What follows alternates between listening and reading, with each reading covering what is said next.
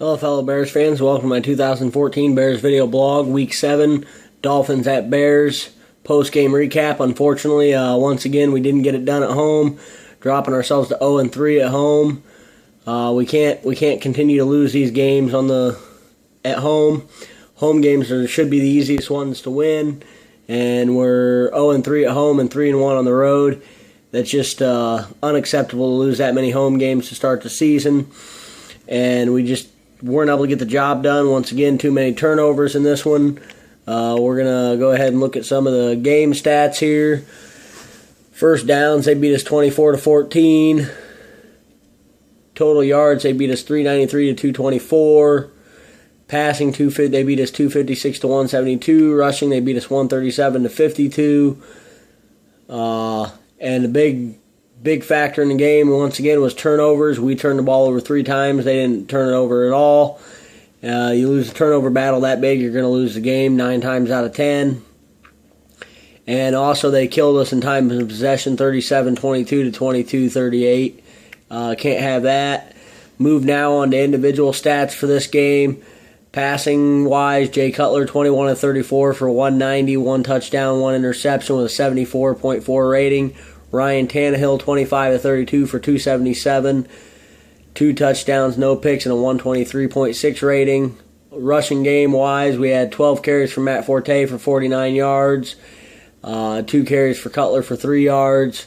They had 18 carries from Lamar Miller for 61 yards and a touchdown. Matt Forte also had a touchdown, I forgot to say that. Ryan Tannehill, 6 carries for 48 yards. Daniel Thomas, 7 carries for 25 yards. Mike Wallace, 1 carry for 4. Receiving-wise, Matt Forte, 6 receptions, 60 yards, and a touchdown. Martellus Bennett, 5 receptions, 58 yards. Brandon Marshall, 6 receptions, 48 yards. Dante Rosario, 2 receptions for 15. Alshon Jeffrey, 2 receptions for 9. On their side of the ball, Clay had 4 receptions for 58 yards and a touchdown. Wallace had 5 for 46 and a touchdown. Landry had 4 for 46. Hartline had 3 for 35. Sims had 2 for 33. Daniel Thomas had 3 for 25. Lamar Miller had 2 for 22. And Damian Williams had 2 for 12. Over to the defensive side of the ball, which our defense once again played well. Giving up 27 points was not even close to entirely their fault. Turnovers that put Miami in good field position. A couple of those times our defense held them to field goals. It's hard to keep them out of the end zone, though, when you turn the ball over in your own territory. That hurt us big, but the defense did the best they could to keep us in the game. Jeremiah Ratliff had a huge game. 7 tackles, 5 solo, 3.5 sacks, 4 tackles for loss, and 4 QB hits. Tim Jennings added 6 tackles, 5 solo, and a pass deflection. Sharpton had 6 tackles, 4 solo. Willie Young had 5 tackles, 5 solo, and a pass deflection. Brock Vereen had 5 tackles, 5 solo. DeMonte Hurst had 5 tackles, 4 solo. Ryan Mundy, 5 tackles, 3 solo. Jared Allen had 4 tackles, 2 solo, and a half a sack. Kasim Green had 4 tackles, 2 solo. Kyle Fuller had 3 tackles, 3 solo, and a tackle for loss. Sherrick McManus, 3 tackles, 2 solo.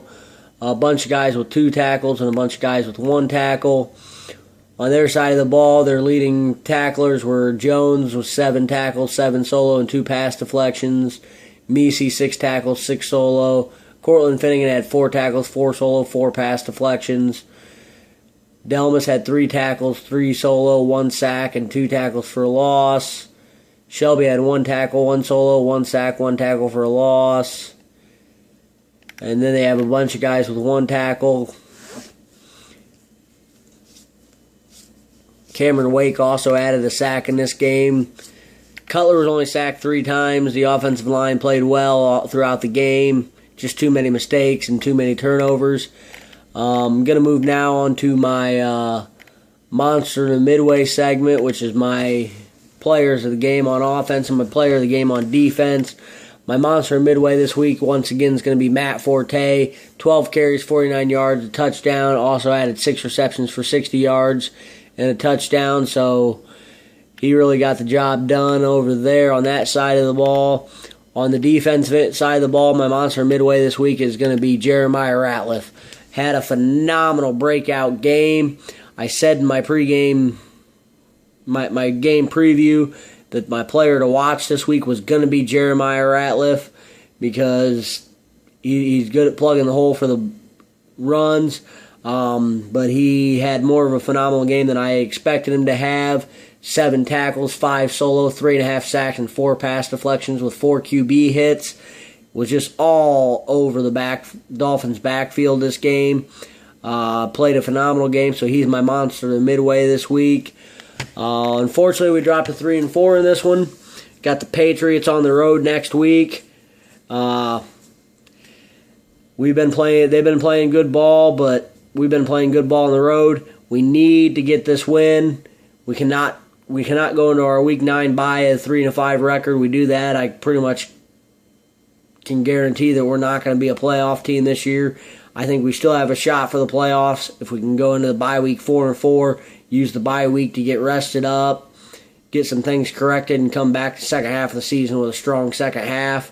But absolutely need to get the win next Sunday at New England.